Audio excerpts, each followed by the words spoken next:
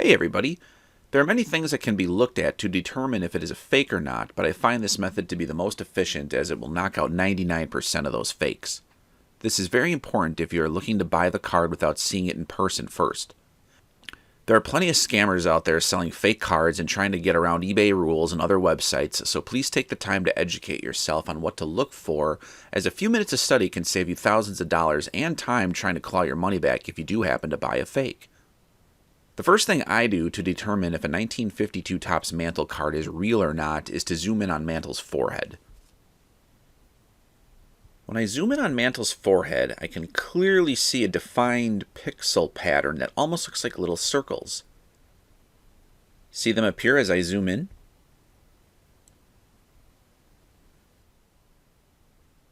Here's a decent enough looking fake. When I zoom in, however, I don't see that same pattern.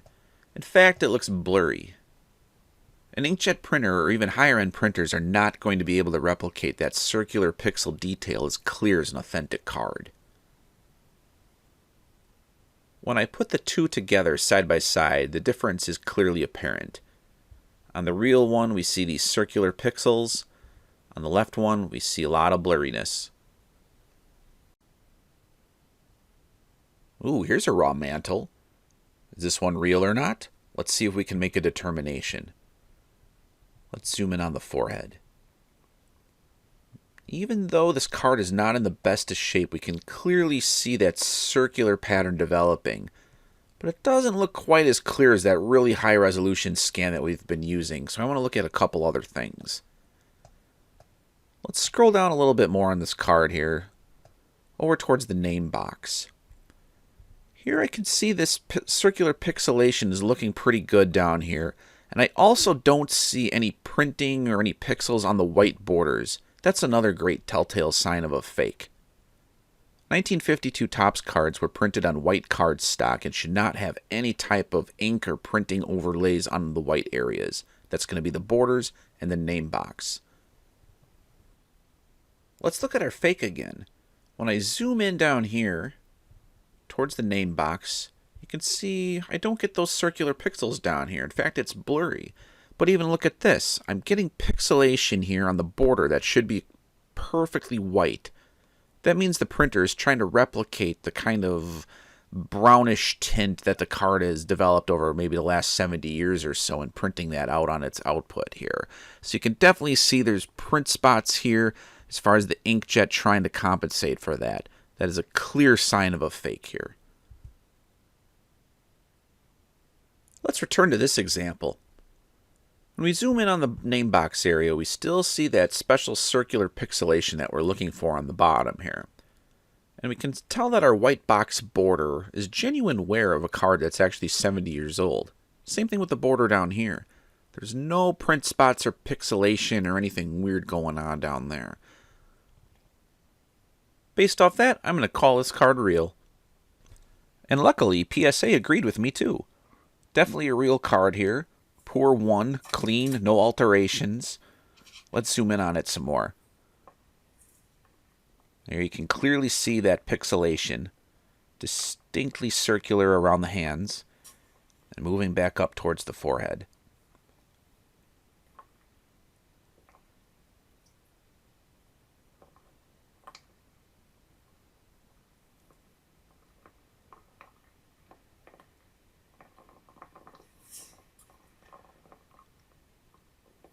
Looking back towards the bottom again, you can clearly see there that pixelation in the image, and there's no print spots or ink pixels or anything in the white areas where there shouldn't be around the border or in the name box.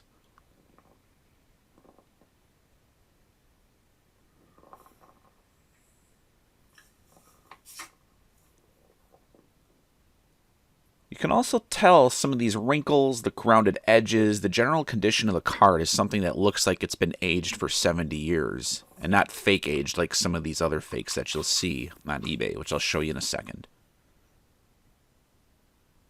Dishonest sellers will sometimes use garbage images to prevent you from doing exactly what this video teaches you to do. Here's my real Mantle on a table.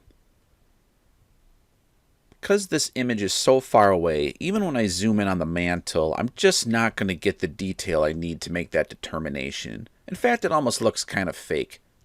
But I know it's a real one, it's just that the image is so far away that I can't make a clear determination. Here's a quick review. Here's our original card that we were looking at, and even though we know it's real, because it's a great image from Heritage Auctions, we can zoom in on the forehead.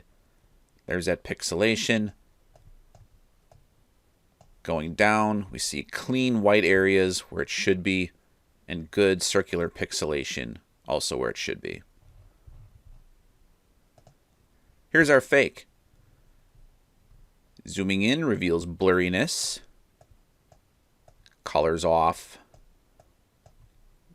And here we're seeing that white area has those pixels that we're looking for. Definitely a fake here.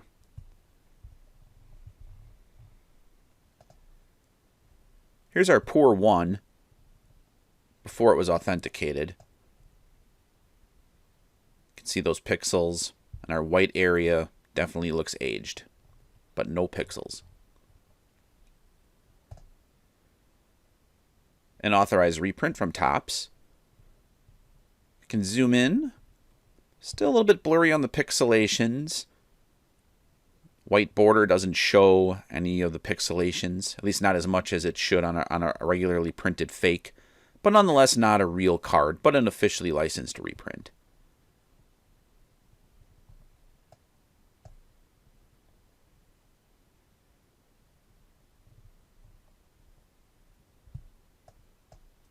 By the way, unless you're holding a PSA 10 somewhere that's been out of sunlight and stored in a book for 70 years, you're never going to get a 52 Topps card with this white of a border. Keep that in mind. Here's another PSA 1 mantle that I had. Zooming in again. Clearly no pixels. See that circular pattern they're developing again. Same up on the forehead. Beautiful card in a Port Affair 1 condition. Probably could have had this thing recertified as a 2. I sold it for double like an idiot in 2014 for what I had paid for it a few years back. It's probably worth 10 times what I bought it for now. But hey, who knows? I can't predict the future, but I can prevent you from getting scammed on eBay. Let's have a look at a few auctions up right now. Going on eBay and typing in 1952 Topps Mickey Mantle reveals over 1,300 results. Let's have a look and see what these are. First one that pops up here is this 1952 PSA 2. I can zoom in on it with this image here. It's not quite as zoomable as the ones that we were looking at in our video here, but we can see there's a little bit of that circular pixelation. This isn't a good 2 holder. It's certified from PSA. There's clearly no pixelation on the white areas down there. So that's just a great example of an authentic card.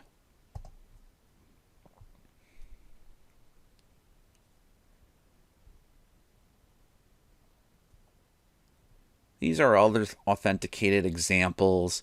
This one definitely looks suspect to me.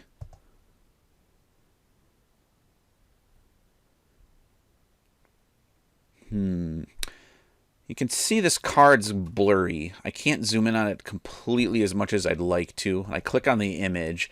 I get the seller's background. I get this username put in here. This is all just meant to gain a little bit more of an authentic feel of this auction, but this is a fake card. This isn't a fake holder. Anyone can come up with this KCGS stuff. You can print this out on an inkjet. These cases are a dime a dozen if you look online for them. Don't fall for this type of thing. I can't zoom in on the card any more than this. It's clearly been cut and trimmed to make it look like it might be something altered as an authentic, but this is clearly a fake card. eBay used to allow these types of reprints all the time, but now they only allow actually licensed reprints, so you should see a lot less of this stuff. However, this is technically authenticated by a bogus third party, with KCGS is not a reputable grading company in the collectible world. So this one is definitely not a real card. When I read the description down here too, let's see what creativity we have. Purchase cards in a huge estate sale. It's always something like that. A huge estate sale, found at a rummage sale, great grandpa, uncle's, grandfather's attic, something like that. Just a bunch of baloney. Was unable to authenticate the COA from KCGS. Somewhat honest there, at least. Slab says authentic and altered. They know they're selling a fake card. They're trying to disavow any responsibility for doing so and getting you to buy this fake, which is a pile of garbage. With that said, knowing I tried to look up the card and couldn't find it, maybe I'll have better luck, but bid on this knowing I can't be certain it's a genuine or a replica. Well, now hopefully after seeing this video, you can be certain that it's a replica. No refunds, no returns. Of course not, when I can sell you a piece of paper for at least $2,000 here, and this ends in 4 days. Another little side note on this too is there is an authenticity guarantee that eBay does have now for this. So whoever buys this, and assuming they pay for it, this will actually go to a third-party authenticator that eBay uses, and they will actually verify this card. And in this case, they'll say it's fake and send it back to the seller and refund the money. So whoever buys this won't be out the money. However, unfortunately, it'll take a while probably for that refund process to work its way back. So it's like, why even bother? Because this is clearly a fake card. You're not going to take the chance of this being not real. And I can't even authenticate it using our zoom in method at all. So that's what this is exactly the type of auction that we're looking to avoid with this video education. All right, let's go back and find something else here. Here's a raw one. It's listed as a novelty. This is a classic one. Sometimes people will try to list these as real. And you can clearly see this is blurry. This is a very poor reprint to begin with. No pixelation at all whatsoever, even when I zoom in on a fairly large image. Just not a real card. However, they have it priced as that. eBay does not actually allow for these types of auctions anymore. You can't make your own reprints of these mantles, so this one will probably get pulled down at some point too. But the seller at least is not trying to like pull a fast one on anyone and just trying to sell a regular reprint.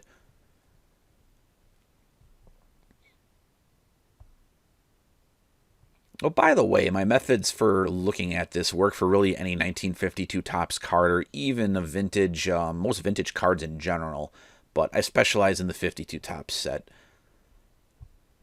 Here's an authentic altered. Let's have a look at this one.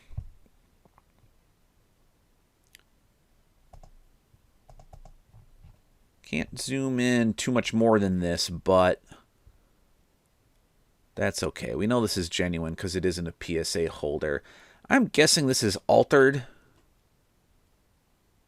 because of that white border. That white border looks really white on the name box there.